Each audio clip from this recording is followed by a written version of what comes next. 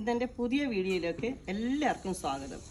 കാരണം ഇന്ന് ചരിത്ര പ്രസിദ്ധമായ പുണ്യപുരാതനവുമായ ഒരു മഹാവിഷ്ണു ദേവി ക്ഷേത്രമാണ് നിങ്ങളുടെ മുമ്പിൽ ഞാനിന്ന് അവതരിപ്പിക്കുന്നത്. ആ ക്ഷേത്രത്തിലാണ് ഞാനിപ്പോൾ നിൽക്കുന്നത്. തിരുവാറന്മുള അപ്പൻ്റെ കിഴക്കേ ഭാഗത്തും മുന്നോർത്ത് അമ്മയുടെ തെക്ക് പടിഞ്ഞാറായിട്ടും സ്ഥിതി ചെയ്യുന്ന കൈപ്പുഴ കയന്താങ്ങി ക്ഷേത്രം എന്ന് പറയും. അവിടെ മഹാവിഷ്ണു സകല കലകളോടുകൂടി ഇവിടെ ചൈതന്യമൂർത്തിയായി വിളങ്ങി നിൽക്കുകയാണ്. ആ ഭഗവാന്റെ അനുഗ്രഹം എല്ലാവർക്കും ഉണ്ടാകട്ടെ. ഇവിടെ മഹാവിഷ്ണുവിൻ്റെ പ്രധാനമായിട്ടുള്ള ക്ഷേത്രം, അതുപോലെ ദേവി കയന്താങ്ങി ദേവിയും പ്രധാനമായിട്ട് ദുർഗാദേവി ഇവിടെ സ്ഥിതി ചെയ്യുന്നുണ്ട്. അവിടുത്തെ മാഹാത്മ്യം വളരെയധികം പ്രസിദ്ധമാണ്. കാരണം തിരുവാറന്മുള അപ്പൻ്റെ തിരുവോണത്തോണിയുമായിട്ട് ഇതിനും ബന്ധമുണ്ട്. എന്ന് തിരുവോണത്തോണി വന്നാലും ഈ ക്ഷേത്രത്തിൻ്റെ ഇവിടെ വന്ന് ഒന്ന് നിന്ന് അവിടത്തേക്ക് അരി സമർപ്പിച്ചതിന് ശേഷം മാത്രമേ തിരുവാറന്മുള അപ്പൻ്റെ അടുത്തേക്ക് പോകാറ് പതിവുള്ളൂ, കാട്ടൂരിൽ നിന്ന് വരുന്ന തിരുവോണത്തോണി. അപ്പോൾ അവിടുത്തെ ആ മഹാവൈഭവങ്ങളും നിങ്ങൾക്ക് ഞാനിന്നിപ്പം കാണിച്ചു തരുന്നതായിരിക്കും.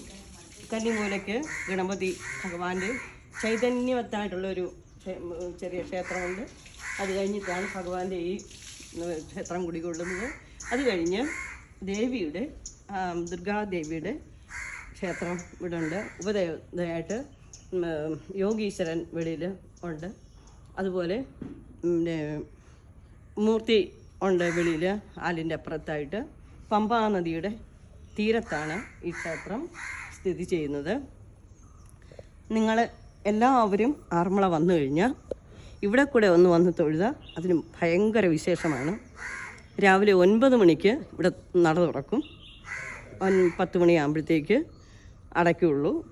ഇവിടുത്തെ ആ ചൈതന്യം, ആ ഭയങ്കര വിശിഷ്ട എല്ലാ വള്ളക്കാരും തിരുവാറന്മുളയപ്പൻ്റെ തോണികളും വള്ളം മുഴുവൻ ഇവിടെ വന്ന് വഴിപാട് കഴിക്കാതെ അവർ പോവില്ല.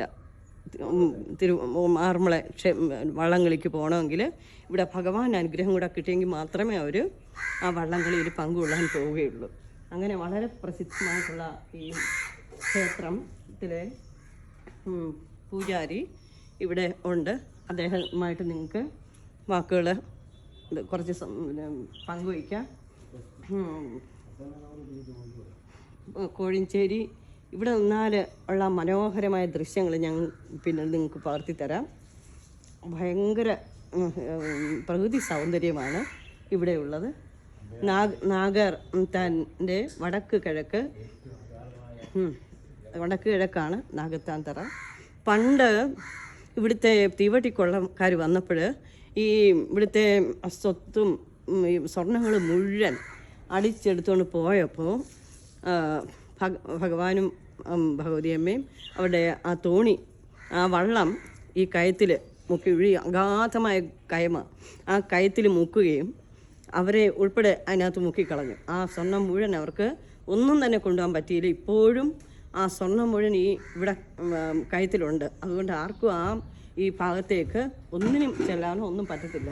ഒരിക്കലും ഇവിടെ അടുത്തുള്ള ഒരു ക്രിസ്ത്യാനിക്ക് ഈ വിവരം അറിയാവുന്നതുകൊണ്ട് അവരിത് ഒന്ന് അപഹരിക്കാമെന്ന് വെച്ചുകൊണ്ട് ഇവിടെ ഈ കയത്തിലൊന്ന് ഇറങ്ങാൻ ശ്രമിച്ചു.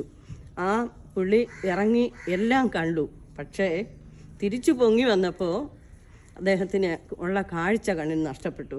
അങ്ങനെ ഇവിടെ വളരെ ഓരോ പ്രസിദ്ധമായിട്ടുള്ള കാര്യങ്ങൾ വളരെയധികം ഉണ്ട്.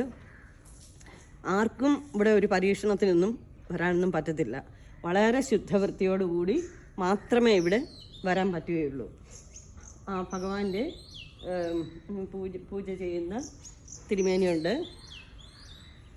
വാക്കുകൾ നമുക്ക് കേൾക്കാം. ഈ ക്ഷേത്രം പോയോ?